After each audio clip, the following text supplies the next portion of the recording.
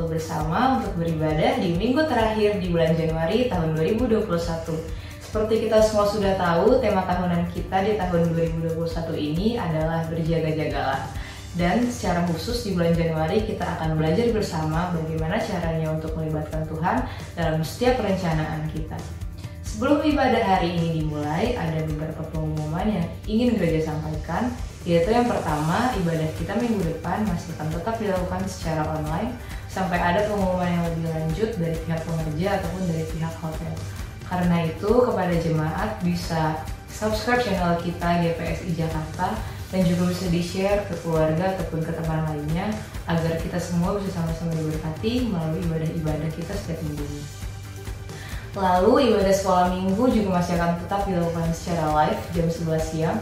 Dan link untuk mengaksesnya dapat didapatkan di description box video ini. Berikutnya kita juga masih terus mau dukung pemerintah, mau berdoa untuk pemerintah dan garda-garda terdepan lainnya dalam menangani pandemi COVID-19 ini. Kita juga mau sama-sama mendukung program yang diberikan pemerintah, yaitu mencuci tangan, menjaga jarak, dan memakai masker. Kita percaya bersama-sama kita akan mampu melewati situasi yang mungkin terasa berat ini karena kita yakin kalau Tuhan selalu beserta dengan kita. Dan yang terakhir, bagi jemaat yang ingin memberikan persembahan ataupun persembahan persepuluhan dapat mengirimkannya ke rekening yang akan tertera di layar. Sekian pengumuman hari ini, dan hari ini kita akan dilayani oleh hambanya Pendeta Evan Nainggolan. Selamat beribadah, Tuhan Yesus memberkati. Shalom saudara semua, welcome to church. Kita mau sama-sama memuji dan muliakan nama Tuhan. Saya percaya kita selalu rindu sama-sama berada di dalam hadirat Tuhan, amin. Maka kita mengajak saudara-saudara semua untuk menyanyikan lagu ini bersama-sama.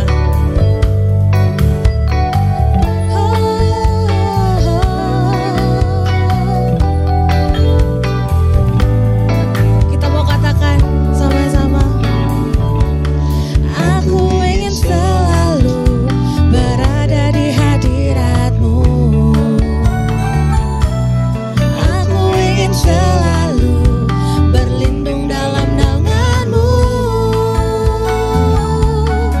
Di dalam kepat sayap-Mu, Kau bawaku terbang tinggi, melintasi langit biru, bagaikan Raja Wali. Sekali lagi kita mau katakan, aku ingin selalu berada di hadirat-Mu. Aku ingin selalu berlindung dalam naungan-Mu. Di bawah kepas sayap-Mu, Kau bawaku terbang tinggi, melintasi langit biru, bagaikan Raja Wali. Kita mau katakan sama-sama, bagai Raja Wali, melintasi gunung tinggi, bagai Raja Wali, melintasi badai hidup. Di bawah kepas sayap-Mu, Kau bawaku terbang tinggi,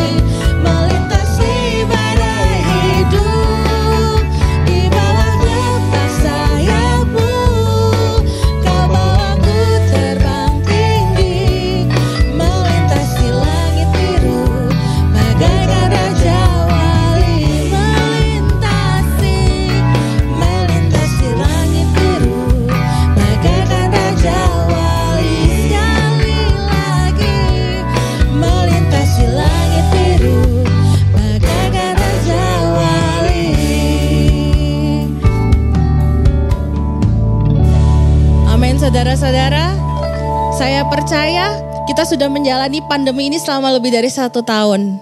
Kadang-kadang kita merasa hidup tidak menentu. Tapi kita percaya kita selalu ada dalam naungannya Tuhan. Tuhan selalu melindungi kita, memeluk kita dengan erat. Dan kita selalu aman dalam Dia. Mari kita mempersiapkan hati kita. Kita mau mendengarkan firman Tuhan. Oh haleluya.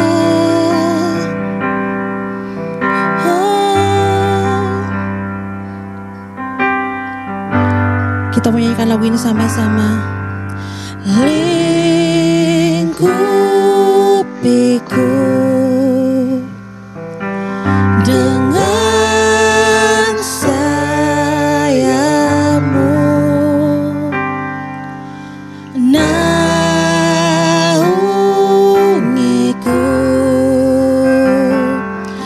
dengan kuasa-Mu. Di saat badai bergelora,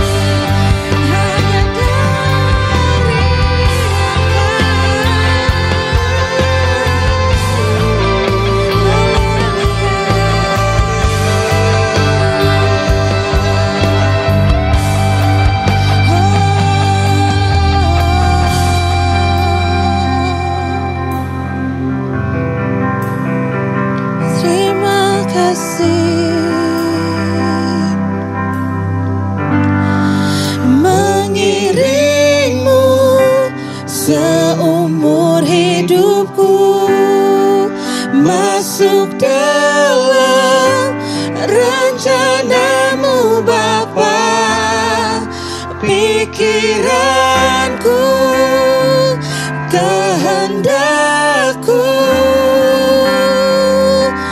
ku serahkan padamu. Harapanku hanya di dalam-Mu, ku kan teguh bersama-Mu Tuhan. Jadikanku bejana-Mu untuk memuliakan-Mu. Sama-sama katakan, mengiringmu seumur hidupku, masuk dalam rencana-Mu Bapa. Pikiranku, kehendakku, ku serahkan padamu. Harapanku hanya di dalam-Mu, ku kan teguh bersama-Mu Tuhan. Jadikanku bejana-Mu untuk memuliakan. Sekali lagi jemaat Tuhan katakan, mengiringmu seumur hidupku, masuk dalam rencana-Mu Bapa.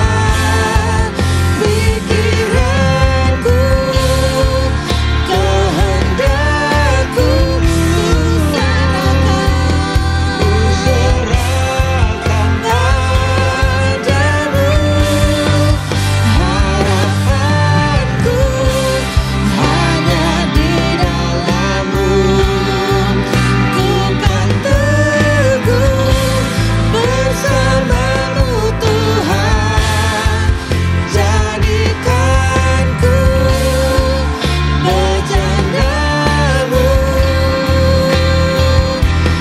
untuk memuliakan-Mu, untuk memuliakan-Mu. Sekali lagi katakan, untuk memuliakan-Mu. Yes Lord, kami mau memuliakan-Mu Tuhan. Jadikan kami bejana-Mu Tuhan, yang siap dibentuk. Terima kasih Tuhan atas hadirat-Mu di tempat ini ya Bapa. Terima kasih Engkau selalu berada bersama kami, menguatkan kami ya Bapa. Sekarang saatnya kami akan mendengarkan firman Tuhan. Roh Kudus, buka hati kami lebar-lebar ya Bapa, supaya apa yang keluar dari hamba-Mu hari ini itu kami bisa terima ya Bapa. Urapi hamba-Mu, pakai mulut lidah hamba-Mu untuk menjadi saluran berkat. Berkaryalah Engkau di tengah-tengah kami, dimanapun kami berada, karena kami tahu Engkau bersama-sama dengan kami. Di dalam nama Tuhan Yesus Kristus, mari jemaat Tuhan yang siap mendengarkan firman Tuhan sama-sama katakan, amin. Salam saudara-saudaraku yang kasih Tuhan Yesus Kristus.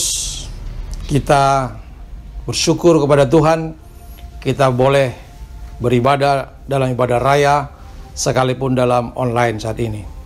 Kita sudah memuji Tuhan, kita sudah meninggikan Tuhan, dan tiba saatnya kita mau mendengarkan firman Tuhan. Untuk itu saya ajak kita berdoa. Mari kita berdoa. Kembali kami naikkan syukur kami kepadamu ya Bapa Allah kami di dalam nama Tuhan Yesus Kristus. Atas kasih setia-Mu, atas segala penyertaan-Mu, pimpinan-Mu dalam kehidupan kami. Saat ini Tuhan, sudah tiba waktunya kami mendengarkan firman-Mu dalam ibadah raya ini. Hamba berdoa, biarlah Tuhan memberkati kami semua. Yang mendengarkan, Kau bukakan hati dan telinga kami. Yang menyampaikan firman-Mu, Kau rapi dia, sehingga kami yang mendengar maupun yang menyampaikan sama-sama diberkati. Berfirmanlah Engkau ya Bapa, kami siap menerima kebenaran firman-Mu di dalam nama Tuhan Yesus Kristus. Haleluya. Semua katakan amin. Saudaraku yang dikasihi Tuhan Yesus Kristus, kita masih dalam tema yang sama dalam bulan Januari 2021. Tema bulanan kita dalam bulan Januari ini adalah melibatkan Tuhan dalam perencanaan. Dan untuk minggu ini, minggu kelima, minggu terakhir dalam bulan Januari, saya mengambil tema yaitu belajar dari Nehemia yang berencana dan berhasil membangun kembali tembok Yerusalem.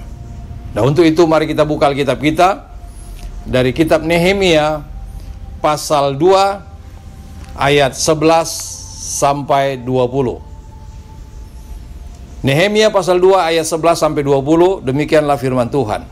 Tema di Alkitab saya dikatakan di sini, tekad untuk membangun kembali tembok Yerusalem. Mulai ayat 11. Maka tibalah aku di Yerusalem. Sesudah 3 hari aku di sana, bangunlah aku pada malam hari bersama-sama beberapa orang saja yang menyertai aku.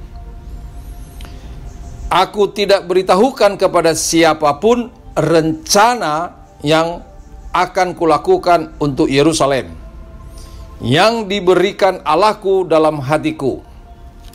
Juga tak ada lain binatang kepadaku kecuali yang kutunggangi.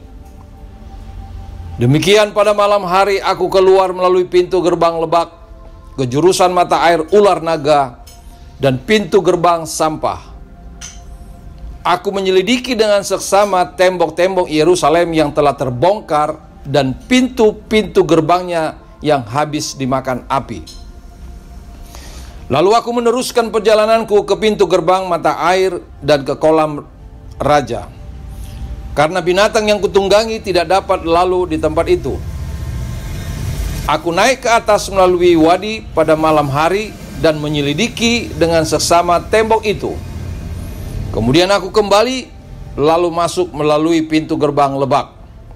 Demikianlah aku pulang. Para penguasa tidak tahu kemana aku telah pergi dan apa yang telah kulakukan, karena sampai kini aku belum memberitahukan apa-apa kepada orang Yahudi, baik kepada para imam maupun kepada para pemuka, kepada para penguasa dan para petugas lainnya. Berkatalah aku kepada mereka, kamu lihat kemalangan yang kita alami, yakni Yerusalem telah menjadi reruntuhan dan pintu-pintu gerbangnya telah terbakar. Mari kita bangun kembali tembok Yerusalem, supaya kita tidak lagi dicela. Ketika kuberitahukan kepada mereka betapa murahnya tangan Allahku yang melindungi aku dan juga apa yang dikatakan raja kepadaku, berkatalah mereka, kami siap untuk membangun. Dan dengan sekuat tenaga mereka mulai melakukan pekerjaan yang baik itu. Ketika Sanbalat orang Horon dan Tobia orang Amon pelayan itu dan Gesem orang Arab mendengar itu, mereka mengolok-olokkan dan menghina kami. Kata mereka, apa yang kamu lakukan itu? Apa kamu mau berontak terhadap raja? Aku menjawab mereka, kataku, Allah semesta langit, dialah yang membuat kami berhasil. Kami hamba-hambanya telah siap untuk membangun, tetapi kamu tak punya bagian atau hak dan tidak akan diingat di Yerusalem. Haleluya. Saudaraku yang dikasihi Tuhan Yesus Kristus, dalam pembacaan firman Tuhan ini kita telah mendengar bagaimana Nehemia berencana untuk membangun kembali tembok Yerusalem yang telah runtuh, yang telah terbongkar. Kalau kita menyelidiki keseluruhan dari kitab Nehemia, saudaraku, kita akan melihat bahwa Nehemia ini adalah seorang pejabat di kerajaan Babel. Pada waktu itu pemerintahan dipimpin oleh Raja Artasasta. Nehemia ini peduli akan nasib bangsanya atau tanah kelahirannya. Setelah mendengar kabar buruk tentang bangsanya, maka dia berpuasa dan berdoa agar Tuhan mendengar doanya dan membuat dia berhasil dalam rencananya. Itu bisa kita lihat dalam pasal 1 ayat 4 sampai 11. Tuhan mendengar dan menjawab doanya lewat Raja Artasasta yang mengizinkan dia pulang kampung atau pulang ke tanah airnya. Bahkan mengangkatnya sebagai bupati di wilayah Yehuda. Itu tertulis dalam pasal yang kelima ayat yang ke-14. Jadi dia bukan hanya diizinkan pulang saja, tapi diangkat sebagai bupati. Sehingga Nehemia mempunyai kesempatan dan kuasa untuk membangun kembali tembok Yerusalem yang sudah runtuh, yang sudah hancur itu. Dan dengan bersama-sama orang yang tertinggal di sana, mereka berhasil membangunnya kembali. Nah, saudaraku, berkenan dengan tema bulanan kita dan tema minggu ini, saya mengajak kita untuk belajar dari Nehemia seperti tema ini, belajar dari Nehemia yang berencana dan berhasil membangun kembali tembok Yerusalem. Dan saya berharap kita pun bisa seperti Nehemia yang punya rencana yang sesuai dengan kehendak Tuhan untuk pekerjaan Tuhan. Maka saya yakin dan percaya kita punya rencana yang baik, maka itu akan berhasil. Dan mari kita belajar dari Nehemia yang memang berencana dan berhasil membangun kembali tembok Yerusalem. Berbicara Yerusalem adalah bicara rumah Tuhan, bicara pekerjaan Tuhan. Saya yakin semua kita pun anak-anak Tuhan, kita punya rencana untuk membangun pekerjaan-pekerjaan Tuhan di muka bumi ini. Pekerjaan Tuhan itu bukan hanya di gereja, di mana saudara berada, di tempat pekerjaan saudara pun itu adalah pekerjaan Tuhan. Selama kita meninggikan dan memuliakan Tuhan. Nah, untuk itu saudaraku, ada 5 hal yang saya lihat di sini yang perlu kita pelajari dari Nehemia. Yang pertama, mari kita lihat. Yang pertama, Nehemia memulai dengan doa untuk menjalankan niat baiknya. Ketika Nehemia mendengar kabar tentang tembok Yerusalem yang sudah terbongkar, maka dia berpuasa dan berdoa. Mari kita baca di dalam Nehemia pasal 1 ayat 4 sampai 11, saudaraku.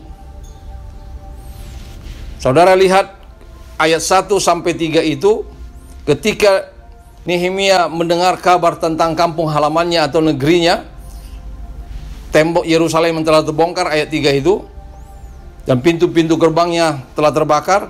Nah, ayat 4-nya dia berkata begini, ketika ku dengar berita ini, duduklah aku dan menangis dan berkabung selama beberapa hari. Aku berpuasa dan berdoa ke hadirat Allah semesta langit. Dan seterusnya, saudara boleh baca di situ bagaimana dia berdoa, menaikkan doa-doanya yang luar biasa.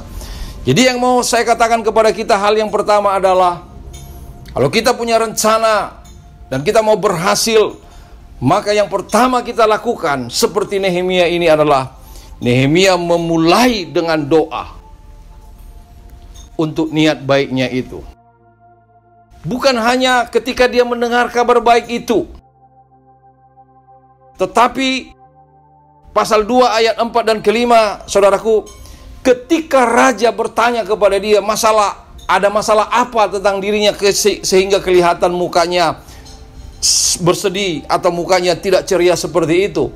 Ketika raja bertanya, dia tidak langsung menjawab. Apa katanya? Mari kita lihat pasal 2 ayat 4 dan 5. pasal 2 ayat 4 dan 5 itu, saudaraku, di situ dikatakan, saya akan bacakan ayat 4. Lalu kata raja kepadaku, jadi apa yang kau inginkan? Perhatikan, maka aku berdoa kepada Allah semesta langit. Kemudian jawabku kepada raja. Perhatikan, kemudian jawabku. Jadi sebelum dia menjawab, dia berdoa dulu kepada Tuhan. Perhatikan baik-baik saudaraku. Luar biasa bahwa Nehemia dalam rencananya membangun tembok Yerusalem dan pintu-pintu gerbang yang terbakar itu, dia selalu berdoa. Mendengar kabar itu, dia punya niat baik untuk membangun, dia berdoa. Ketika dia mulai ada perubahan dalam jabatannya yang diangkat oleh Raja Artasasta pada waktu itu, juru minumnya, raja bertanya, ada apa, masalah apa? Dia tidak menjawab, dia berdoa dulu, baru dia menjawab, sehingga apa yang menjadi jawabannya didengar oleh raja karena Tuhan yang ambil bagian, karena dia sudah menyampaikan doanya. Jadi saya percaya, saudaraku dikasihi Tuhan Yesus Kristus, bahwa ketika kita punya rencana sesuatu untuk pekerjaan Tuhan, untuk hal-hal yang baik di mata Tuhan, maka perlu kita berdoa dulu. Kita tahu doa itu sangat besar kuasanya. Firman Tuhan berkata itu. Nanti kita akan baca. Sebelum kita masuk ke sana, saudaraku, mari kita lihat dulu contoh-contoh. Bahkan di dalam kitab lain, dalam 1 Samuel 23 ayat yang kedua, di situ Daud sebelum berperang, dia berdoa. 1 Samuel 23 ayat 2. Mari kita baca. 1 Samuel 23 ayat yang kedua. Di situ dikatakan, lalu bertanyalah Daud kepada Tuhan, apakah aku akan pergi mengalahkan orang Palestina itu? Jawab Tuhan kepada Daud, pergilah, kalahkanlah orang Palestina itu dan selamatkanlah Kehilah. Perhatikan baik-baik. Jadi memang orang yang dekat dengan Tuhan selalu berdoa dulu, maka dia berhasil dalam pekerjaannya. Begitu luar biasa soal doa ini, saudaraku. Ingat, ketika Musa berdoa, menaikkan tangannya, bangsa Israel berperang di medan perang, mereka menang. Ketika Musa lelah, tangannya turun, mereka kalah. Ketika Musa lagi menaikkan tangannya, mereka menang. Itu gambaran, saudaraku, bahwa ketika orang menaikkan doanya, Allah mendengar, sehingga apa yang dikerjakannya berhasil. Saudaraku dikasihi Tuhan Yesus Kristus, firman Tuhan berkata di dalam Yakobus pasal 5 ayat yang ke-16, bahwa doa orang benar bila dengan yakin didoakan sangat besar kuasanya. Oleh karena itu saya yakin dan percaya kuasa doa begitu dahsyat. Saudaraku, jangan anggap remeh tentang doa. Beberapa hari yang lalu saya mengkoreksi satu artikel dari seorang pendeta. Saya nggak usah sebut namanya.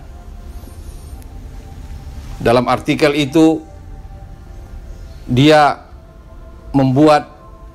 mengatakan yang saya koreksi itu, dan ketika saya koreksi ada teman yang mengatakan, benar bang, dia katakan begitu. Di situ dia mengutip artikel itu, saya akan bacakan saudaraku. Dalam artikel itu dia berkata begini, pada umumnya doa kesembuhan tanpa disadari sedang memaksakan kehendak diri. Perhatikan, ini pernyataan atau perkataan yang tidak alkitabiah. Dia berkata, pada umumnya doa kesembuhan tanpa disadari sedang memaksakan kehendak diri. Ini gak benar. Ini orang, walaupun dia pendeta, ini orang tidak mengetahui dengan baik isi firman Tuhan tentang doa. Mari kita baca dulu, saya akan bacakan Yakobus pasal 5 ayat 14 sampai 15. Yakobus pasal 5 ayat 14 sampai 15. Demikianlah firman Tuhan.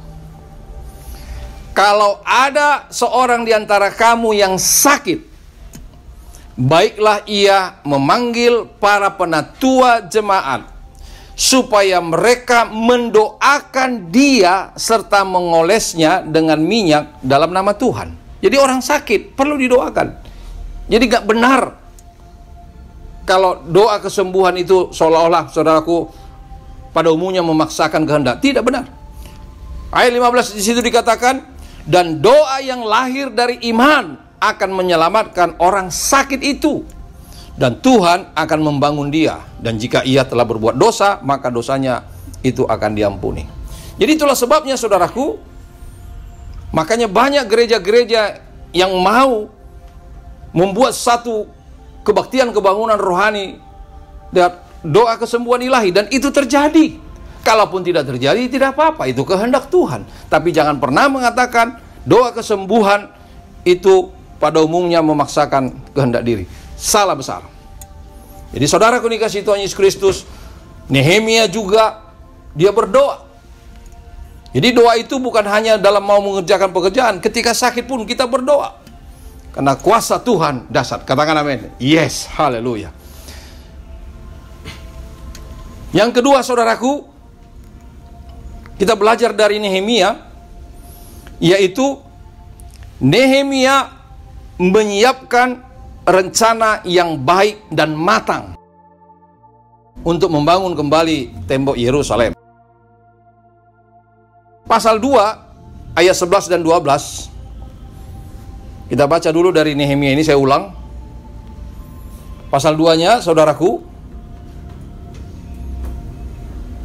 ayat 11-12, perhatikan, saudaraku. Maka tibalah aku di Yerusalem, sesudah 3 hari aku di sana. Bangunlah aku pada malam hari bersama-sama beberapa orang saja untuk menyertai aku. Aku tidak memberitahukan kepada siapapun rencana yang akan kulakukan untuk Yerusalem yang diberikan Allahku dalam hatiku. Juga tak ada lain binatang kepadaku kecuali yang kutunggangi. Jadi saudaraku, bahwa Nehemia ini sudah membuat satu rencana yang matang dan baik, saudaraku. Nah, berbicara tentang menyiapkan rencana yang baik dan matang, saudaraku, itu sesuatu yang memang penting. Nah, jika saudara bertanya, bagaimana melibatkan Tuhan dalam perencanaan? Saudaraku yang kasih Tuhan Yesus Kristus, memang Nehemia sudah menyiapkan rencana dengan melibatkan Tuhan. Kita tahu, kita sudah baca bahwa dia berdoa kepada Tuhan dan Tuhan membuat dia berhasil. Nah, pertanyaannya memang, bagaimana caranya kita melibatkan Tuhan dalam perencanaan itu? Saudaraku, 2 minggu yang lalu saya telah menyampaikan itu. Saudara boleh buka di YouTube channel GPSC, yaitu di situ saya singgung tentang 3 hal. Yang pertama, bagaimana perlunya membuat rencana. Kemudian, mengapa perlu melibatkan Tuhan dalam perencanaan, di situ dengan jelas dengan ayat-ayat firman Tuhan dengan penjelasan. Kemudian yang terakhir yang saya singgung di situ, bagaimana cara melibatkan Tuhan dalam perencanaan. Saudara tinggal buka khotbah tanggal sebentar, 2 minggu yang lalu itu adalah tanggal 17, ya, tanggal 17 bulan Januari, 2 minggu yang lalu. Saudara boleh buka di situ, dan di situ kita bisa belajar kembali bagaimana melibatkan Tuhan dalam perencanaan. Oleh karena itu, saya lompat kita ke poin yang ketiga. Poin yang ketiga, saudaraku, Nehemia adalah seorang pekerja keras yang mengandalkan Tuhan. Saya ajak kita untuk membaca bahwa Nehemia adalah seorang pekerja keras. Pasal 2 ayat 11 dan 15. Pasal 2 ya, ayat 11 sampai 15. Maka tibalah aku di Yerusalem, sesudah 3 hari aku di sana, bangunlah aku pada malam hari bersama-sama beberapa orang saja yang menyertai aku. Aku tidak memberitahukan kepada siapapun rencana yang akan kulakukan untuk Yerusalem yang diberikan Allahku dalam hatiku. Juga tak ada lain binatang kepadaku kecuali yang kutunggangi. 13. Demikian pada malam hari aku keluar melalui pintu gerbang lebah ke jurusan mata air ular naga dan pintu gerbang sampah. Aku menyelidiki dengan seksama tembok-tembok Yerusalem yang telah terbongkar dan pintu-pintu gerbang yang habis dimakan api. Lalu aku meneruskan perjalananku ke pintu gerbang mata air dan ke kolam raja. Karena binatang yang kutunggangi tidak dapat lalu di tempat itu, aku naik ke atas melalui wadi pada malam hari dan menyelidiki dengan seksama tembok itu. Kemudian aku kembali lalu masuk melalui pintu gerbang lebah. Demikianlah aku pulang. Saudara perhatikan bagaimana Nehemia ini adalah seorang pekerja keras. Dia langsung survei, dia langsung turne, dia langsung belusukan melihat mana pekerjaan yang harus dikerjakan itu. Jadi soal belusukan ini saudaraku, maka nggak heran kalau Presiden kita Jokowi juga belusukan. Ternyata Jokowi mengambil teori dari sini. Dan itu penting memang. Seorang pemimpin itu bukan hanya mendengar, tetapi perlu lihat langsung ke lapangan. Jadi dia adalah seorang pekerja keras. Makanya Jokowi itu pun seorang pekerja keras. Amin. Kita pun, saudaraku, kita turun naik. Seorang pemimpin jangan hanya mendengar, turun langsung. Jadi bahwa Nehemia adalah seorang pekerja keras. Malam-malam dia survei semua, masuk ke daerah-daerah yang nggak bisa dimasuki pun dia ambil jalan. Artinya memang dia luar biasa, saudaraku. Saya mau katakan kepada kita, kerja keras itu adalah alkitabiah. Kenapa? Kita diminta untuk bekerja. Mari saya akan bacakan dulu Efesus pasal 4 ayat 28. Efesus pasal 4 ayat 28. Firman Tuhan berkata demikian.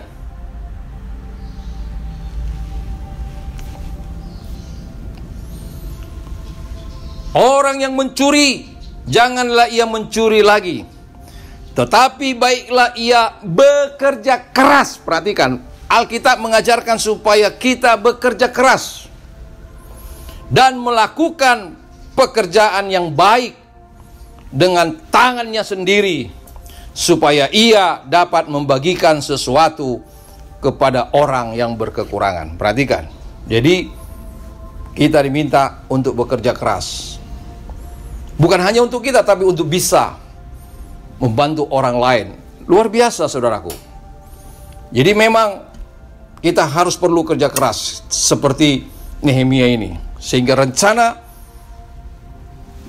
apa yang sudah kita rencanakan berhasil dengan melibatkan Tuhan. Haleluya. Berbicara soal kerja keras tadi, saudaraku, supaya kita bisa memberkati orang lain, supaya kita bisa memberi orang lain. Kita itu jangan hanya terus menerima, tapi memberi. Firman Tuhan berkata dalam Kisah Rasul pasal 20 ayat 35, lebih berbahagia memberi ketimbang menerima. Amin. Saudara mau lebih berbahagia? Jangan menerima melulu, tapi memberi.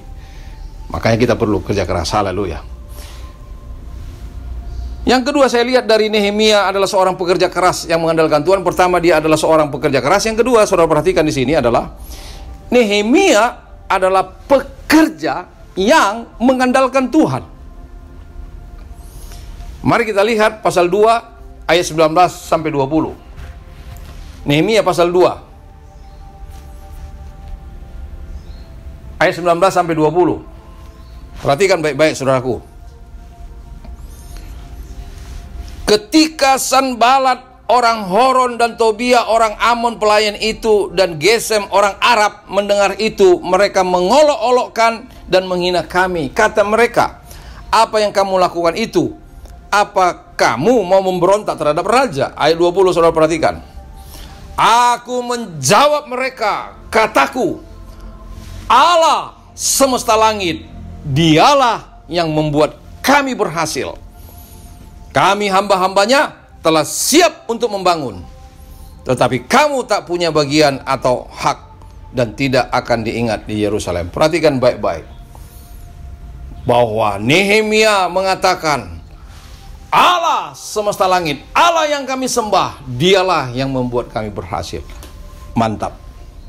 Ingat saudaraku, bagaimana orang Israel tidak ada satupun yang berani melawan Goliat. Ketika Goliat mengolok-olok bangsa Israel karena badannya besar, tinggi, tidak ada seorang pun yang berani melawan dia. Tiba-tiba Daud muncul yang tidak sengaja. Dia mau mengantar makanan, disuruh ayahnya Isai untuk abang-abang yang menjadi tentara Saul pada waktu itu. Dia melihat Goliat yang memperolok bangsa Israel, bangsa pilihan Allah. Dia berkata, engkau punya pedang, punya senjata lengkap, tapi aku maju di dalam nama Allah, Tuhan kami yang menyertai kami. Dan dia maju saudaraku, hanya mengandalkan Tuhan. Daud menang, Goliat terkapar, kena alih-alihnya. Walaupun senjatanya senjata sangat sederhana, tapi Tuhan bisa ubah, memenangkan. Saudaraku yang luar biasa, bahwa orang yang mengandalkan Tuhan, apa yang dikerjakannya berhasil. Memang kita perlu kerjasama seperti Nehemia ini. Dia tidak sendiri, perlu kerjasama. Tapi selalu mengandalkan Tuhan. Dan kerjasama itu memang penting, saudaraku. Nah, mari kita lihat ciri-ciri orang yang mengandalkan Tuhan. Ciri-ciri orang yang mengandalkan Tuhan menurut Alkitab ada 3. Itu tertulis dalam Yeremia pasal 17 ayat 7. Yang pertama di situ dikatakan adalah, diberkatilah orang yang menaruh harapan kepadanya. Artinya, mari kita baca dulu deh. Yeremia 17 ayat 7. Yeremia 17 ayat 7, firman Tuhan ini kita sudah tahu, tapi saya akan bacakan. Perhatikan baik-baik ayat 7. Di situ dikatakan, diberkatilah orang yang mengandalkan Tuhan, yang menaruh harapannya padanya. Jadi yang pertama adalah ciri-ciri orang yang mengandalkan Tuhan, orang yang diberkati yang mengandalkan Tuhan itu. Ciri-ciri orang mengandalkan Tuhan itu, satu adalah orang yang menaruh harapannya kepada Tuhan, bukan kepada dirinya, bukan kepada yang lain, kepada Tuhan. Jadi itu ciri-ciri yang pertama. Bukan mengandalkan kemampuan seperti firman Tuhan, bukan kuat gagahku, tapi oleh rohku, kata Tuhan, saudaraku. Ciri yang kedua, orang-orang yang mengandalkan Tuhan adalah Yeremia 17 ayat 5 bagian A, yaitu tidak mengandalkan orang lain. Yang ketiga, dari ayat yang kelima bagian B, tidak mengandalkan diri sendiri. Firman Tuhan berkata dalam Yeremia pasal 17 ayat 5, terkutuklah orang yang mengandalkan manusia, yang mengandalkan dirinya sendiri. Jadi kita tidak perlu mengandalkan manusia yang lain, siapapun itu, punya jabatan tinggi kayak apa kayak, saudaraku, tidak begitu penting, tapi kita mengandalkan Tuhan. Amin. Haleluya. Kalau kita sudah mengandalkan Tuhan, sama seperti Nehemia, maka Raja Artasasta digerakkan Tuhan untuk memberikan dia izin, bahkan kekuasaan dia berikan. Memang Tuhan bisa menggerakkan orang lain, tapi kita jangan mengandalkan orang lain. Amin. Haleluya. Itulah ciri-ciri orang yang mengandalkan Tuhan, saudaraku. Nah, memang kita perlu kerjasama, betul. Sangat penting, saya setuju sekali. Itulah sebabnya apa yang dikatakan John Maxwell dalam bukunya Saya Sangat Diberkati. Dia berkata begini, bersatu adalah permulaan, tetap bersatu adalah kemajuan, dan bekerja sama adalah keberhasilan. Saya pegang itu, saudaraku. Jadi makanya kita perlu bersatu, dan kita tetap bersatu, dan kita bekerja bersama-sama, maka berhasil. Itulah sebabnya Yesus dalam Yohanes pasal 17, dia berdoa supaya umatnya bersatu. Rahasia yang terbesar dalam Alkitab, saudaraku, yang perlu kita tahu, dalam Kejadian pasal 11 ayat 6, Allah telah membongkar rahasia bahwa jika kita bersatu, maka tidak ada rencana kita yang tidak terlaksana. Artinya pasti terjadi. Luar biasa. Saudara boleh buka Alkitab saudara, Kejadian pasal 11 ayat 6. Saya nggak usah bacakan. Haleluya. Kita masuk sekarang ke poin yang keempat. Kita belajar dari Nehemia bagaimana Tuhan membuat dia berhasil dalam rencananya, pekerjaan yang dia lakukan.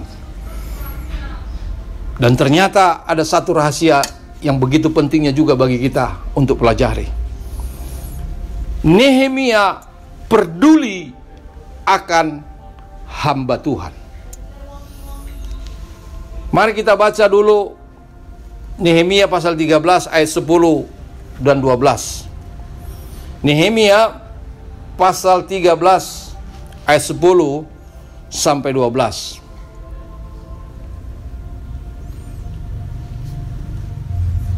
Kita lihat dulu Nehemia pasal 13. Bagaimana di situ Nehemia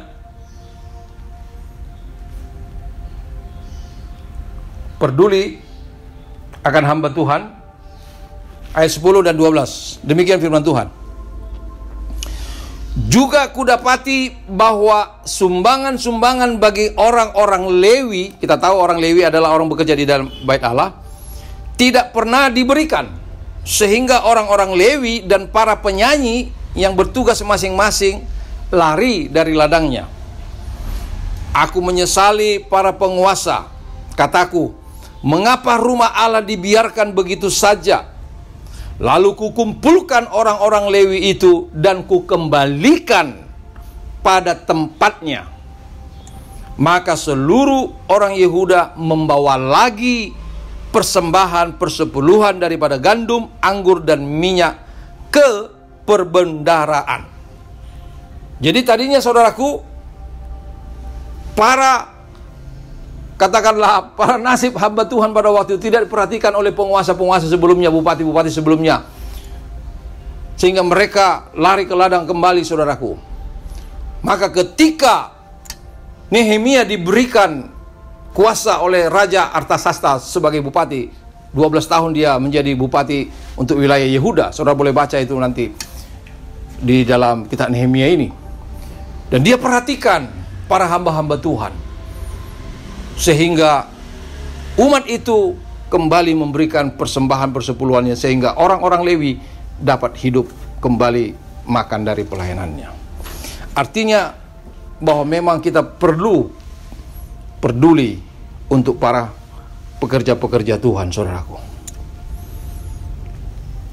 Memberi atau menyambut hamba Tuhan, berkatnya luar biasa dari Tuhan. Matius 10, saya akan bacakan Matius 10 ayat 40 sampai 42. Matius 10 ayat 40 sampai 42, demikianlah firman Tuhan.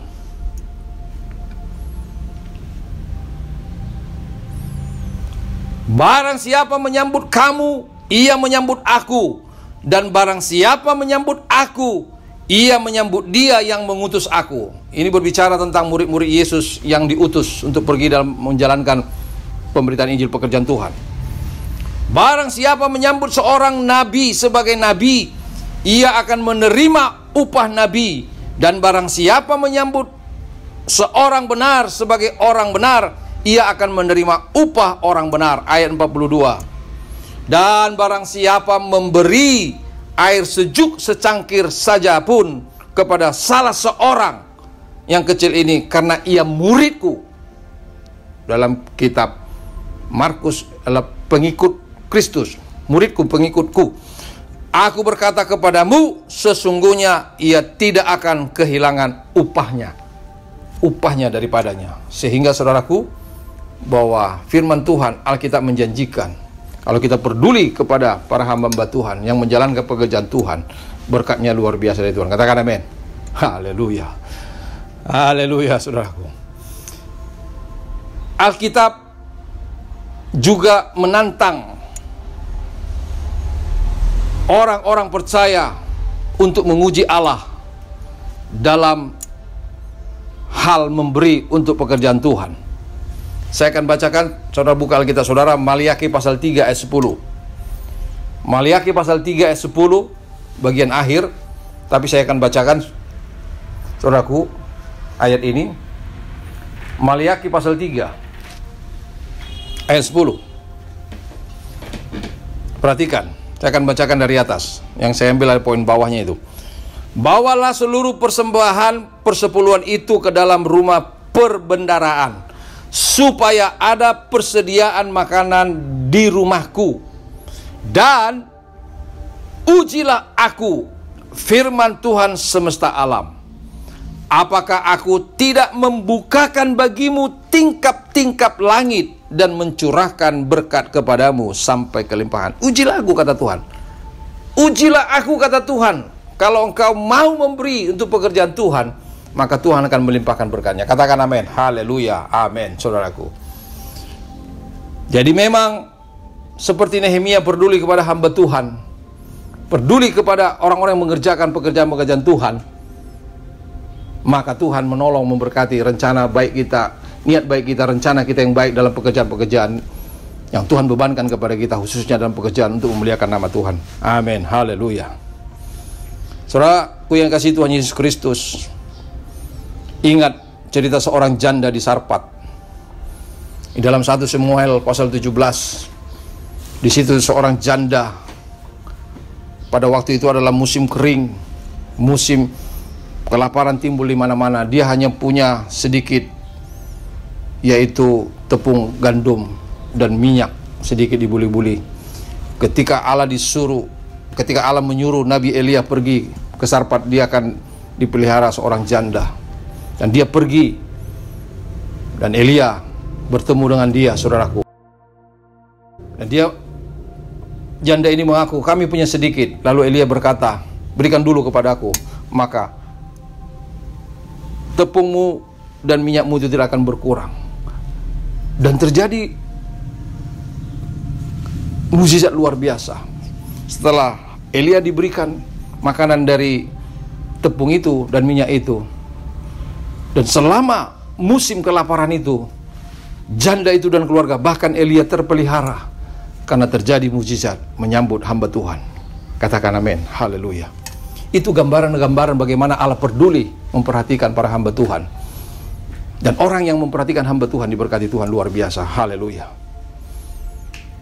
Jadi memang betullah Paulus berkata di dalam 2 Korintus pasal 9 ayat 6 sampai 8, orang yang memberi dengan rela akan membawa berkat.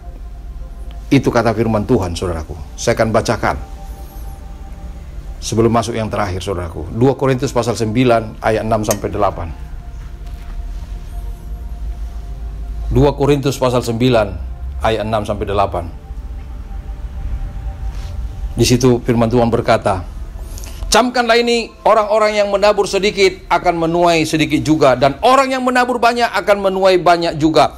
Hendaklah masing-masing memberikan menurut kerelaan hatinya, jangan dengan sedih hati atau karena paksaan, sebab Allah mengasihi orang yang memberi dengan sukacita. Dan Allah sanggup melimpahkan segala kasih karunia kepadamu, supaya kamu senantiasa berkecukupan di dalam segala sesuatu, dan malah berkelebihan di dalam berbagai kebajikan.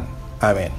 Yang terakhir, yang kelima, saudaraku, kita belajar dari Nehemia adalah ketika Nehemia berhasil, dia tidak meninggikan diri. Pasal 6 ayat 15 dan 16 dari Nehemia, saudaraku, kita buka kembali pasal 6 ayat 15-16. Di situ firman Tuhan berkata, maka selesailah tembok itu pada tanggal 25 bulan Elul dalam waktu 52 hari. Ketika semua musuh kami mendengar hal itu, takutlah semua bangsa ke sekeliling kami. Mereka sangat kehilangan muka dan menjadi sadar bahwa pekerjaan itu dilaksanakan dengan bantuan Allah kami. Jadi Nehemia mengakui bahwa pekerjaan besar itu berhasil karena bantuan Allah. Bantuan Allah kami dikatakan. Jadi dia tidak meninggikan diri, tidak membanggakan diri, dan dia memuliakan Tuhan bahwa pekerjaan itu berhasil karena Tuhan. Saudaraku, biarlah kita juga demikian. Kalau Tuhan membuat kita berhasil yang kita kerjakan, jangan kita sombong, jangan kita bangga, jangan kita meninggikan diri, tapi nama Tuhan dimuliakan. Dan saya yakin, saudaraku, kita membuat rencana dalam pekerjaan seturut kehendak Tuhan, pekerjaan yang namanya Tuhan di situ ditinggikan, Tuhan pasti memberkati kita. Nah, firman Tuhan yang berkata bahwa setiap orang yang meninggikan diri akan direndahkan, dan orang yang merendahkan diri akan ditinggikan. Lukas 14 ayat 11 dan Lukas 18 ayat 14. Dua kali Yesus memberikan perumpamaan tentang ini, supaya kita jangan pernah meninggikan diri, nanti kita akan direndahkan. Bayangkan kalau sempat dua kali Tuhan memberikan gambaran perumpamaan supaya jangan orang meninggikan diri, itu penting. Maka kita selalu merendahkan hati. Jadi kita diingatkan agar kita jangan pernah meninggikan diri kita, tapi merendahkan hati kita. Yang terakhir firman Tuhan di dalam Matius pasal 5 ayat ke-5, doa Tuhan Yesus di bukit. Berbahagialah orang yang lemah lembut atau yang rendah hati. Di situ dikatakan dalam meek, dalam bahasa Inggrisnya itu meek, itu rendah hati, lemah lembut, karena mereka yang mewarisi bumi. Itu sama dengan apa yang tertulis di dalam Mazmur pasal 37 ayat 11, di mana di situ dikatakan orang yang rendah hati akan mewarisi negeri. Sama, rendah hati dengan lemah lembut itu mewarisi bumi, mewarisi negeri. Biarlah firman Tuhan ini boleh memberkati kita semua. Saudaraku yang dikasihi Tuhan Yesus Kristus, kita belajar dari Nehemia yang berencana dan berhasil membangun tembok Yerusalem kembali. Tuhan memberkati kita semua. Haleluya. Mari kita bangkit berdiri, kita berdoa. Kita akan tutup ibadah raya kita yang secara online ini. Mari kita berdoa.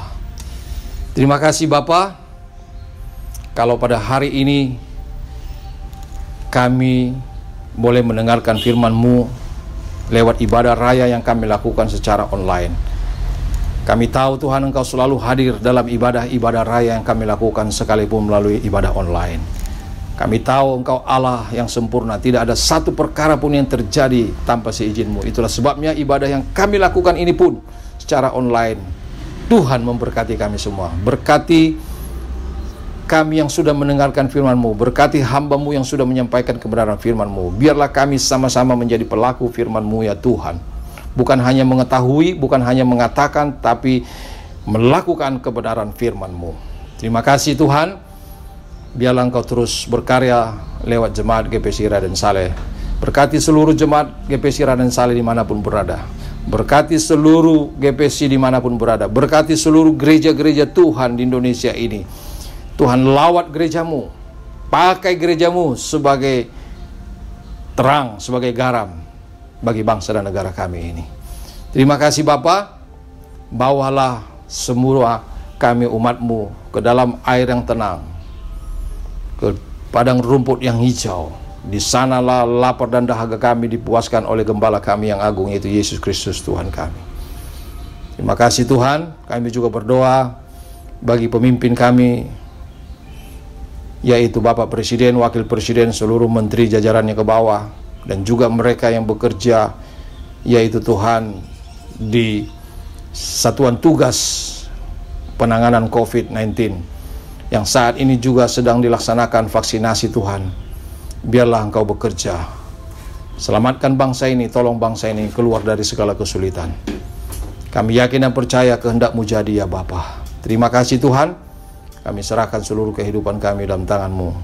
Jadilah kehendak-Mu atas kami. Terpujilah Engkau Bapa kekal selama-lamanya. Di dalam nama Tuhan Yesus Kristus kami berdoa dan mengucap syukur. Haleluya. Angkatlah kedua tangan-Mu saudara, mari kita terima berkat. Tuhan memberkati engkau dan melindungi engkau. Tuhan menyinari engkau dengan wajah-Nya dan memberi kau kasih karunia. Tuhan menghadapkan wajah-Nya kepadamu dan memberi kau damai sejahtera. Diberkatilah keluargamu, diberkatilah anak cucumu, diberkatilah sanak saudaramu, diberkatilah segala pekerjaan tanganmu, diberkatilah segala usahamu, diberkatilah segala pelayananmu, diberkatilah segala keluar masukmu di dalam nama Tuhan Yesus Kristus. Haleluya. Semua yang percaya berkata, amin. Tuhan memberkati.